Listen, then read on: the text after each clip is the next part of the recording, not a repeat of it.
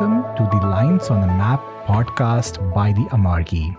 I am Sushobhan, your host. In this podcast, we take a deeper look at the issues covered by our team of journalists and talk with them about their ins and outs. This week, we speak to our Turkey correspondent Serap Gunes about the current political situation in Turkey, what is happening with opposition party CHP, and why the Kurdish question in Turkey holds central significance for the country's politics. Thanks a lot, Serap, for agreeing to do this on what I would call a short notice. But I truly appreciate you being here. And so I think we will be talking about something important on Turkish politics today. So I think it's a very nice topic for you to bring on. I look forward to our conversation. Let me then start with the first question, which is a very broad question. Can you give us a broad overview of the political scene in Turkey? So who are the major parties? For someone who is very, very new to Turkish politics, who is not familiar and who has only heard of the president who is there now, how would you basically broadly tell how the Turkish political situation is? Okay, so Turkey went through some very deep structural change. It adopted executive presidential system since 2017. So we are governed by an executive presidential system. We have two alliances. The governing alliance is between Erdogan's Justice and Development Party. Everyone knows Islamic conservative. I would also like to add nationalist, and the Nationalist Movement Party or Nationalist Action Party, a better translation. Formerly very racist Turkish party, led by Bahçeli, Devlet Bahçeli.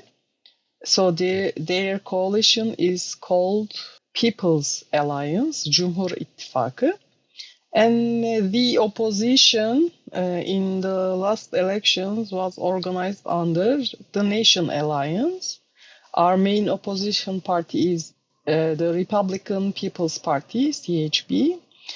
The third opposition party is the Pro-Kurdish People's Equality and Democracy Party, formerly HDP, People's Democratic Party. But the Pro-Kurdish party was not in the official alliance, opposition alliance. So THP is basically secular, but we will talk about it later. It has some, it used to perform a status quo, guardian of status quo or gatekeeper role. Now it's different. And what we see nowadays is kind of a reaction to this change in the main opposition party. So I think we'll be speaking a lot in abbreviations in the future. So I think it is a good idea to basically get all the short forms out. So the Erdogan's Justice Party, AKP, I would say AKP. That's AKP, okay. MHP, his partner MHP. Okay. CHP is the main opposition. DEM party is the pro-Kurdish party, and we have several other parties. That are small. Okay. Yeah, excellent. So now that scene is set, how long has been the AKP in power? Is that since this change, since 2017? No, 2 decades. 2 decades. We have the AKP since 2002, I guess. Okay. So we have Erdogan for 22, 23 years. The CHP, is it a new party or is it? No. Let me explain. CHP is it's the party that found the republic. It was led by Mustafa Kemal Atatürk, the founder of the republic. So it occupies a very, very important place in Turkish politics. And like we can define it, at least the old CHP, as the like gatekeeper of the status quo or the regime. Yeah. It operates the party structure more democratically than any other party, I should say. It holds congresses and it changes leaders. So it's a very well-established party. Right. Okay. So now let's get to the crux of the matter. So in your pitch that you had sent, let me just get straight to that. So what happened on 21st May? So on 21st May of this year, a Turkish court in Ankara has ruled that the last CHP Congress was legally null. We call it mutlak butlan in Turkish, but it ruled it absolute. It ruled an absolute nullity. For an absolute nullity, legally the Congress does not exist now. So the new leadership is ousted. Özgür Özel was elected in the last Congress. He was elected against Kemal Kılıçdaroğlu, who ruled the party for a long time, ran against Erdogan in presidential elections and lost. And that loss was so traumatic for the opposition, not only CHP, but the whole opposition was traumatized because all of the opposition, all the opposing constituency voters were expecting he would be victorious, but he did not. It was a very traumatic experience. Following that loss, the party held its Congress and elected Özgür Özel, the new CHP chairman, but the court ousted him and reinstated Kemal Kılıçdaroğlu and old party administration. So I understand this is a big deal for the opposition and for the party itself. But this overturn has been international news. It has spread almost everywhere. Why is this such a very big deal? Like, give us a sense of the importance of this.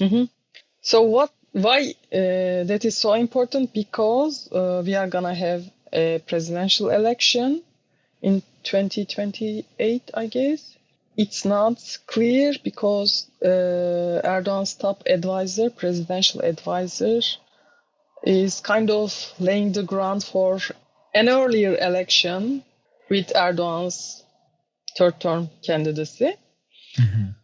But we have an election, and if the CHP does not hold its Congress, because it has to, because the latest Congress is null and void. So without a Congress, you cannot run in the elections. That's the problem. We have a timing issue. So by putting party into, like, throwing the main opposition into a chaos situation, basically Erdogan government is making them busy with each other, an internal struggle, internal conflict. And if they cannot organize their Congress, they won't be eligible to run in the elections. So that's a timing issue. One important point. But we are 2 years away from the elections, right? But there's a due date in July.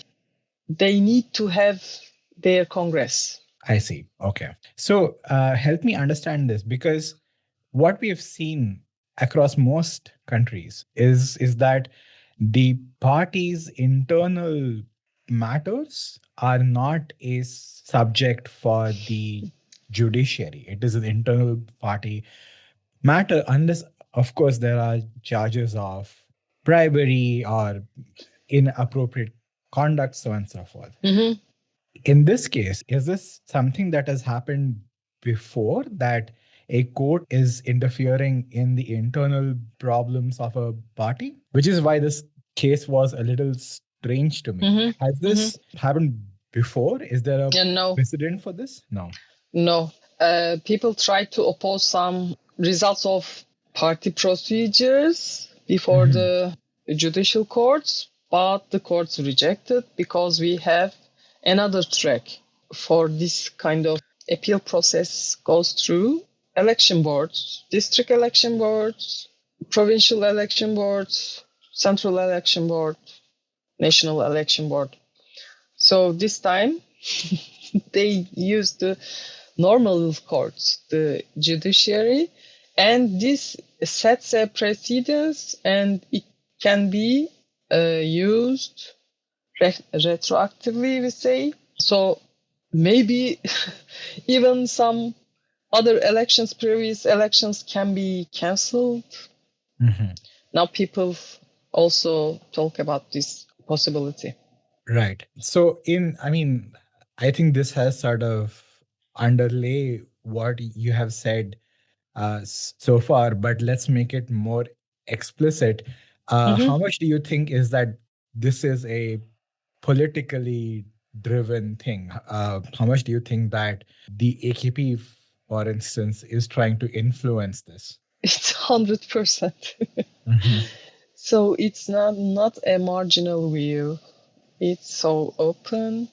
But as we see with Trump in the US, he's open with his indecency. He Right. made indecency a value in politics, or being unruly, no regard for laws.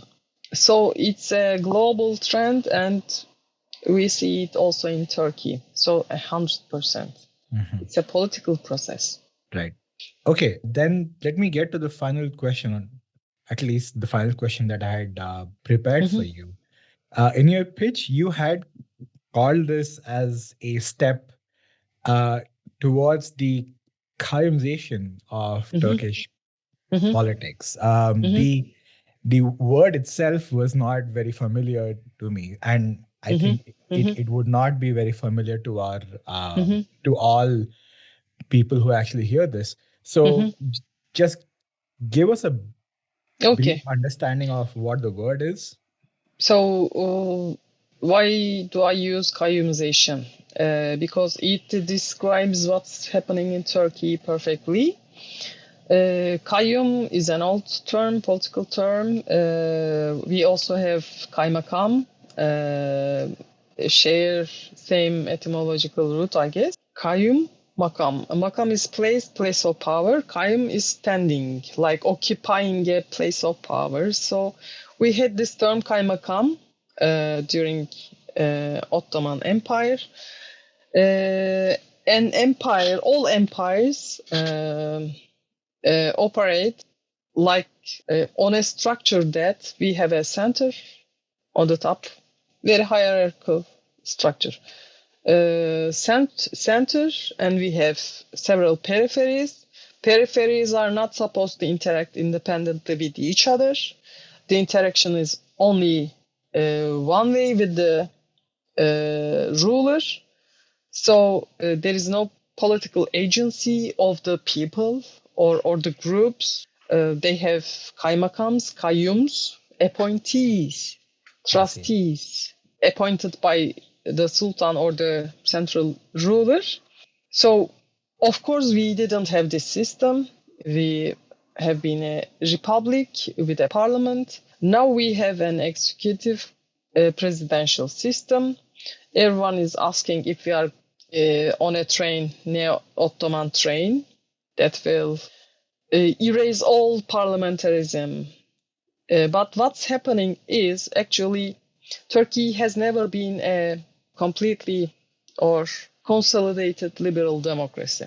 Okay, we had parliament, we had a symbolic president, we had political parties, we still have, but we were not a consolidated liberal democracy. So the usual mainstream view is like when we were called a military tutelage before AKP. Okay, that's the first problem of Turkish democracy. That was the first problem. So the EU, for example, according to the EU or that approach, European approach, if we remove the military tutelage, the country will be democratic. But that didn't work like this. Erdogan co-opted the military, and we don't have any veto players in Turkish politics. It's not like defending the old status quo. It's gone, but we don't have any institutional veto players or checks and balances. But while Erdogan was consolidating his power, the society also changed. We had Gezi protests in 2013. So that protests themselves changed the society and showed what is possible. But they were also like the product of when already happening change. So the Turkish society has changed. We see this with for example, Kurdish movement. The Kurdish movement, after Gezi protests, entered the Turkish parliament as an independent party for the first time. Kurdish MPs have been in Turkish parliament, but with not their own party. After Gezi, we had HDP, People's Democratic Party, pro-Kurdish party, for the first time. And also that wave, Gezi protest, that change showed something also to the main opposition. They cannot go along with the old status quo or cannot act just as a guardian of the status quo or gatekeeper. Right. So this change become even more apparent with the election of Özgür Özel as the new main opposition CHP chairman. He led the party differently. He, in 2019 local elections, I'm not good with dates. So in the local elections, he formed an informal, unofficial, but still an alliance with Kurds. Right. We call it kent uzlaşısı or urban consensus or city consensus. It worked like this. If the votes of CHP and DEM party is enough to change the mayor or elect the mayor, right, and somehow push back this increasingly authoritarian government, they would pick the strongest candidate, which has, right. For example, they did it in Esenyurt. Esenyurt is a district of Istanbul with the highest Kurdish population, I guess. So CHP had another candidate, but after negotiations with pro-Kurdish DEM party, they withdrew it. So we had Ahmet Özer. So this happened in other cities. Even if DEM party ran its own candidates, they were not weak, but symbolic. Like in Istanbul, they had candidates, but still everybody knew that there is an alliance, albeit informal. They were trying to push back the authoritarianism, and it went very well. CHP did very well.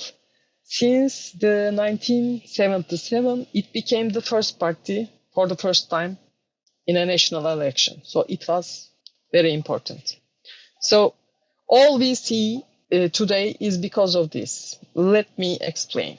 This is not a very new thing, but it's very connected with this empire style. Do not think it is as a historical category. Let's think it as a structure. Center, right, peripheries, they are not interacting between themselves because Kurdish conflict is operating as a structural regulator that prevents this interaction. I see. So, by the way, it's not the first time that Turkish Social Democrats come together with Kurdish MPs or Kurdish movement. We had another in 1991, I guess. We had CHP under split from CHP. SHP, Social Democratic Populist Party under İsmet İnönü. Kurdish MPs ran from their lists and entered parliament. So that was the first time, if I remember correctly. So do you know Leyla Zana? Leyla Zana. No. So she's a Kurdish politician, very famous after entering parliament under SHP, Social Democrat Populist Party. There's a deputy oath, you know. She wanted to read oath in Kurdish, in her mother tongue, and that became a huge crisis, criminalized. All the Kurdish MPs were arrested. So Yes. Same thing, same reaction is happening now. Let's not think about the Kurdish issue just like an ethnic conflict, blah, blah. It's why it occupies such a central role in Turkish politics, because it's such an important regulator of this center-periphery relations. Okay, wonderful. Thanks a lot, Serap, for that wonderful talk. I hope to speak to you soon, maybe next week. I hope so. See you. Bye-bye.